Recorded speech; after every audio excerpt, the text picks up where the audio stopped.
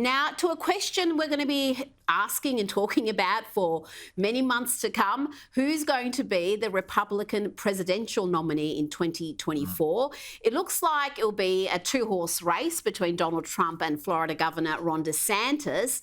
This is interesting. A poll taken at CPAC on the weekend had Trump winning 69% to 24%, and the nearest third place getter was on 2%, Ted Cruz. But it's not going to be that easy for Donald Trump, is it, Douglas Murray? I mean, Ron DeSantis is a formidable politician. He's a formidable politician, and here is one of many reasons why I think he's a more attractive candidate for the Republicans.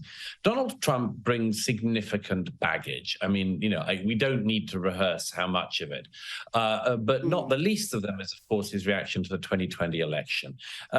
He is this looming figure, very popular with much of the Republican base, but he'll be approaching 80 by the time he's in White House if he was re-elected again. He's certainly not in the first flush of youth. Ron DeSantis is almost half his age.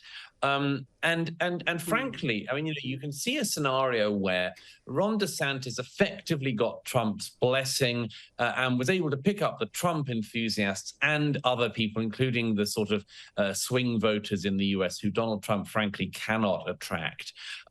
You can see a scenario where that could happen, but it would require Donald Trump to step out of the way. And I don't think anyone really thinks that's likely to happen. Donald Trump is perhaps the least likely person in the world to step out of the way. So it's very interesting seeing what maneuvers are going to happen in the coming weeks.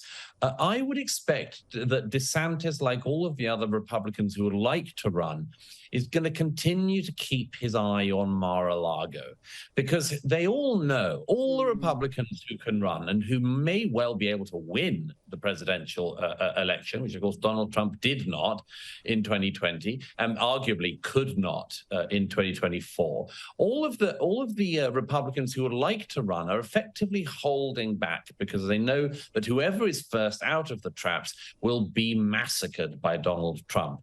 He will do all of the insulting he can. He will do all of the name calling he can and much more. And he'll turn his base against them. So DeSantis is having to play a very cautious game here. But the real game is there a way for Donald Trump, as I say, to basically get out of the way? The only way you can foresee that is if Trump actually realizes or thinks that he cannot win in 24 and not even win the nomination. The people at CPAC, of course, are very devoted conservatives, but are not necessarily Yes. completely representative of the Republican base. And that's one other thing we have to keep in mind when we see polls like this.